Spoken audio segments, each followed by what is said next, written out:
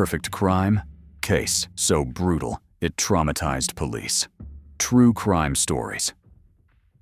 Hey everyone, welcome back to the channel. I'm glad you're here, but I wish today's story didn't have to be told.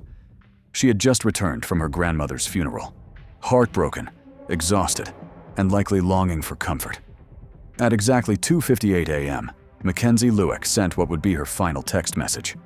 1 minute later, her phone went silent, and with it, every trace of her vanished. This wasn't just a random tragedy. What followed was a calculated act so dark and so twisted, it would take seasoned investigators weeks to uncover the truth. And when they did, it would shake even the most experienced officers to their core. Today, we uncover the haunting events surrounding McKenzie's final hours. Her story is one of potential stolen too soon, and a chilling reminder that monsters don't always hide in the shadows. Sometimes, they plan in plain sight. McKenzie Lueck was a 23-year-old student at the University of Utah with a bright future ahead of her. She was studying kinesiology and had dreams of pursuing a career in medicine. She was also deeply loved by her family and friends, especially her grandmother, whose funeral McKenzie had just attended in California. Her return flight to Salt Lake City on June 17, 2019, marked the beginning of a tragedy that no one could have imagined. At 2:58 a.m., McKenzie sent her final text message to someone named Ayoola Ajayi. Just 1 minute later, her phone powered off and would never turn on again. The Lyft driver who picked her up from the airport reported dropping her off at Hatch Park, a quiet, tree-lined area about 20 minutes away from the airport. There, she wheeled her suitcase across the grass and got into a waiting car. She didn't appear nervous or scared, but she would never be seen alive again. Initially, her disappearance raised concern, but not alarm. Her friends and family assumed she might be overwhelmed from traveling or needed time to herself. But when she missed a midterm exam, didn't return messages, and failed to feed her cat or attend a wedding back in California, her loved ones knew something was terribly wrong. Her father placed a 911 call requesting a wellness check, and the police officially began investigating her disappearance. Investigators quickly pieced together her movements, and through phone records and surveillance, they identified the man she had last communicated with, Ayoola Ajayi. He seemed normal on the surface. A U.S. resident originally from Nigeria, Ajayi held jobs in IT, had served briefly in the Army National Guard, and had even published a crime novel in 2018. But a closer look revealed a darker side. He had previously been expelled from Utah State University after violating visa conditions and being implicated in a theft investigation. He failed to complete his degree. More chillingly, months before McKenzie vanished, Ajayi had tried to hire a contractor to build a secret soundproof room beneath his porch. The room would have no windows, biometric locks, and hooks on the walls. The contractor declined the job, deeply disturbed by the request. McKenzie met Ajayi on a website called Seeking Arrangement, a controversial platform connecting sugar daddies and sugar babies. Her friends said McKenzie wasn't naive. She was smart, financially aware, and independent, but no one knew the true danger she was walking into.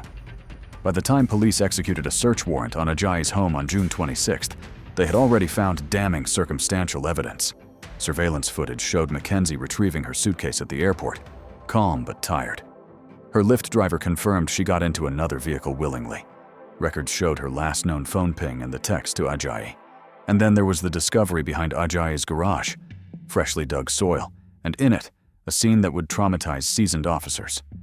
Police uncovered burned human tissue, bone fragments, and charred fabric. A nearby gas can was also found. The remains were tested and confirmed to be those of McKenzie Lueck. Her student ID and personal items, also burned, were recovered nearby. Investigators realized this was not just a murder. It was a methodical, premeditated act of horror. In his home, they found extensive surveillance cameras, particularly focused on the bedroom. Ajayi initially denied knowing McKenzie, but digital footprints, social media connections, and GPS data painted a very different picture. Eventually, with mounting pressure and overwhelming forensic evidence, Ajayi cracked. Through his lawyer, he revealed where to find more of McKenzie's remains. Nearly 90 miles away in Logan Canyon, police uncovered a second shallow grave hidden beneath trees and brush. It contained more charred remains, zip ties still binding the wrists behind the back. Forensic comparisons confirmed they belonged to McKenzie. It was later learned that Ajayi had dug up her first grave, transported her body north, and attempted to burn it a second time, perhaps in an effort to escape justice. But his efforts left digital trails, gas receipts, surveillance, phone location data. No matter how deep he buried the evidence, the truth surfaced. What Ajayi did inside his suburban home was horrifying. He invited McKenzie in, then bound her wrists with zip ties and rope. He began choking her with his hands, then a belt, pulling it tight until she could no longer fight. He didn't panic. He didn't stop. He had prepared for this.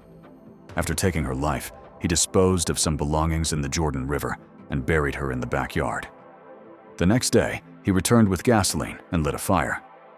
It wasn't until July 3rd that police discovered the second burial site. It was just one day before they first approached Ajayi's home. He had panicked, exhumed her body, and tried again to destroy the evidence. But the evidence always speaks. On October 7th, 2020, Ayoola Ajayi pleaded guilty to aggravated murder and desecration of a human body. He also admitted to assaulting another woman he had met on a dating app in 2018. For the Lueck family, it meant avoiding a painful and lengthy trial. Ajayi was sentenced to life in prison without the possibility of parole, plus 5 additional years. In court, he said, "I'm sorry for what I did." But no one believed him. Not McKenzie's family, not the judge, and not the public. Prosecutors believed the crime was premeditated, driven by a desire to fulfill a dark fantasy. There had been no argument, no history between them. Just one man's twisted plan, carried out with disturbing precision. McKenzie's life, full of potential and love, was cut short by a predator hiding behind a polite facade. Her story is a reminder to remain cautious, to trust instincts, and to never underestimate what someone is capable of hiding behind a screen. And it's also a story of determination, of police who never gave up, and a family who found the strength to seek justice through their grief. McKenzie Lueck's case is not just a story of horror. It's a devastating reminder that evil often hides behind a carefully crafted mask. Ayoola Ajayi didn't just plan a crime. He engineered it, step by step, with cold, calculated precision. McKenzie had dreams. She had family. She had a future. All of it stolen in the dead of night by someone who viewed her as a means to fulfill a twisted fantasy.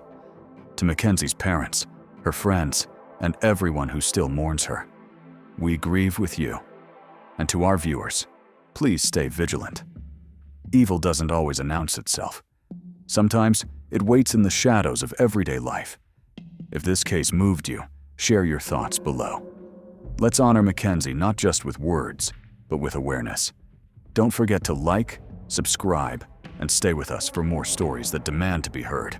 Until next time, stay safe.